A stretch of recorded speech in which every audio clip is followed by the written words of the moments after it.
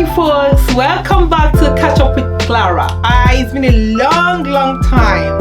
Sorry, it's not in our making, it's out of our hands because we had to just go off air for some time because of the COVID. We all know what's been happening in the world is taking a toll on the whole world. So we had to keep by the rules and regulation of the COVID.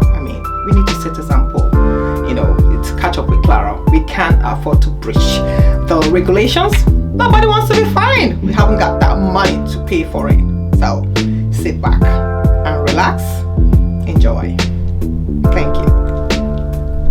Yeah, today I'm going to be talking about upbringing, what it means to me, and what I think other people should run with. Growing up was wonderful, honestly. I had a wonderful upbringing that is so much that I prayed. I said, oh my God, how I wish I gave part of what I was given as a child to my children. But I haven't done bad as a mother anyway. Coming to this part of the world, I realized that parents work too hard. They work so much. The father doing night job, the mother doing night job, and when they come back, they want to catch some rest. So they basically do not have time to kind of discuss with the children. So children basically they literally train themselves up by what they read on internet, what they see on YouTube, what they see on day-to-day activity, what they see their peers do, friends in general. So it kind of takes a toll on so many of them. I recall one day when I was coming back from work one of the day. I think this happened about 4 or 5 years ago or more. I can't remember to be precise. I ran into a group of children playing football, doing sort of things. They were over 30 boys, girls as well. And I saw the police parked, car watching them. They're playing football, cars were stopping, and I was so touched. And I was like, what on earth is happening here? Nobody could caution them, not even the police. But I had to just go in. It's a gamble you take in this part of the world because it's a Western world where parents are stripped of their rights, to kind of caution their children or educate their children what they should be doing, the right or the wrong. But even at that, you don't have to leave it all for the government because the government, they are government. You as a parent, you as a mother, as a father, you are what you are. Your children are what they are to you. However you bring them up, that is your own. What goes on right, what happens if it goes right, it's you. If it goes wrong, it is you. You're not going to be blaming the government. The government are not going to be there to be talking to you. Or no. That won't be time to redeem anything again. So you start on time. You do it your own way. Now, what am I saying in effect? That day I was coming back and this thing was going. I was so pained in my spirit. I just had to wait in and I was like, hello guys. They were not looking. You know what it is like in a typical Western world.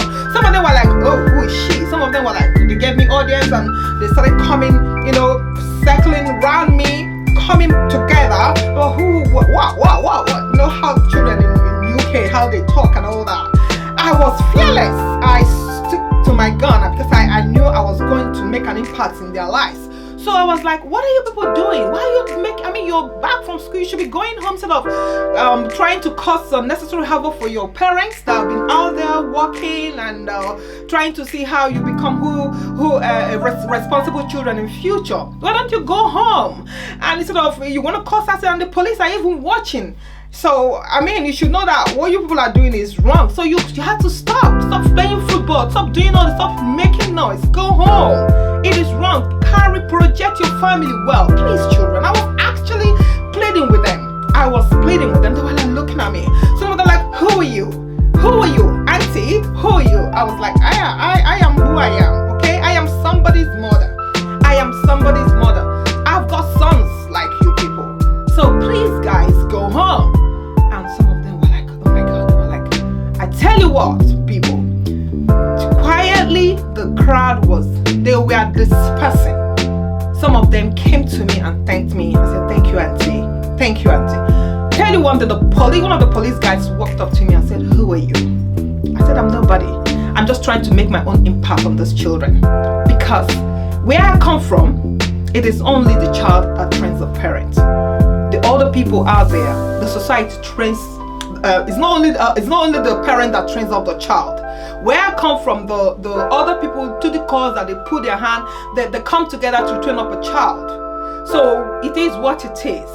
Because when it goes wrong or goes right, the other way around, the parents, the society benefit from it as well. So I did what I did, and they were like, wow. Because so many people were just passing that way without saying a word. Some were even, trying to shield their head from being hit with a football and all that. So they were like, I shook hands with one of the police guys. Nice job. That's what the guy told me, and I went my way. I tell you, from that day onwards, each time I'm passing around there, some of them were like, hello auntie, and some of them that were not present, and they kept asking, who is she? And they were like trying to explain to them she was the auntie that told us this, that told us that, and all that. A lot of them ran with what I impacted on them that day. So it is what you need to do as a parent. Contribute your own quota. Give your own. It is part of upbringing. It's not only the parents that brings up the child. I remember once again when I was growing up, I remember the day my mother was having a banter with an auntie. Why am I saying this particular one now? This story I'm trying to give. Parents, learn to say less negative things when your children are around. My mother was having a serious banter with this auntie. They were dishing out words. It was horrible that day. The next day, I took to my mother's side. I saw this auntie and I never said a word of greeting to her. I received the beating of my life from my mom. She was like, did I ask you? Did I beg you to fight for me? From that day, I started greeting to this auntie. My mother imparted something in me that day. It was a virtue, because that was what I learned it. I make sure when my kids are around, I have all boys, I don't say and no word of negativity about anybody. Even if I try, because we are all human. If I try it and they hear me, they are coming to mom, please, no matter what, hold it. Remember what you have told us. And I tell you, at times I bury my head in shame. From then, I don't speak a word of negativity concerning anybody where my children are. I remember again one experience I had one day. My first son. Things that happened when he was 2 years. Today he's telling me the story. So I am very, very careful when I'm talking. When he was a child, this life is full of topsy-turvy. We were living in one of our friends' house as a family. We were ejected from the house we were living and went to live with them. What happened? I never knew that this friend of ours had issue with the wife that we traveled for X months and that we shouldn't come back to their house again. And look at me, after having the fun of my life in our place during the Xmas period, the Christmas period, I came back to where we're staying at that time in Fredstack, went straight to their house. I and my children were put out of the house in the middle of the night. It was a horrible experience. I had my first son, the last two were sleeping with the girl. They were somewhere, a corner, sleeping that time. And I carried, because there was no space for me and my first son. So we were outside. Mosquito was actually feasting on us. I was crying. It should be around 2 o'clock, 2 midnight. I was crying. Tears were just rolling down my cheeks and was dropping on my son. He looked at me and said, Mom, why are you crying and talking to God? I said, no, I'm not crying. He said, does this uncle doesn't want us to live in their house anymore? I said, no, that's not what it is. I'm just kind of thinking about something. He said, oh, okay, mommy. But I think I can hear you say something to God. I said, no, I tried my best to give excuse for them. What am I saying in effect? Parents, learn to give excuses for others. It may not be the way you think it is. And more so, around your children, talk less negativities. Honestly, it baffles me what I see here, this part of the world. I recall one more experience. I went to a friend's house, and here they were, I'll say family friend, not really a friend. Here they were talking about a particular family that is close to them before their children, and their daughter was even making the chest of that lady. The parents did not caution them. I was shocked to my marrow. I was like, wow, what a world.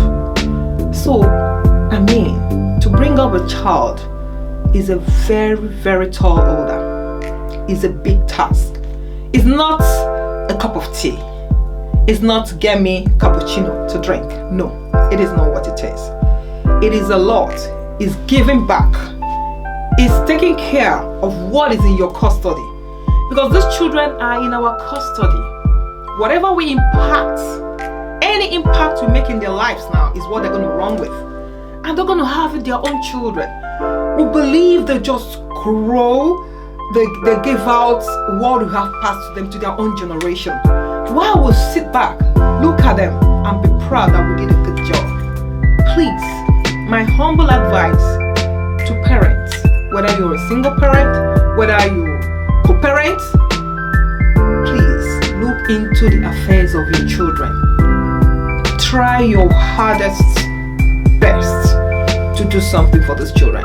I mean, it's so saddening when you get on the bus, you see girls, boys jumping, hopping around like monkeys. And the bus. And these are mostly black kids, to be honest. None of these things happens in the part of the world we're coming from, Africa. It doesn't happen that way. Somebody is going to caution that child. What are you doing? You can't even try it.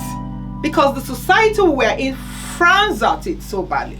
But here, because we think, oh, parents' rights have been stripped from them by the government. The government, when things go totally wrong, they're not going to be there. They're going to back out. They're going to be looking at you. You are going to bear the burden all by yourself. The pain is going to be totally on you because you got it wrong from the onset. I don't know about smacking. I don't want to talk about smacking. I'm not smacking a child. Because what works for Mr. A might not work for Mr. B. But I believe there is a particular way you can talk to your children. But the way you talk to your children differs from the way you talk to another person's child. Don't bring a child to a point of ridicule before correcting that person. Especially if that's not your child. Learn to talk to a child with respect.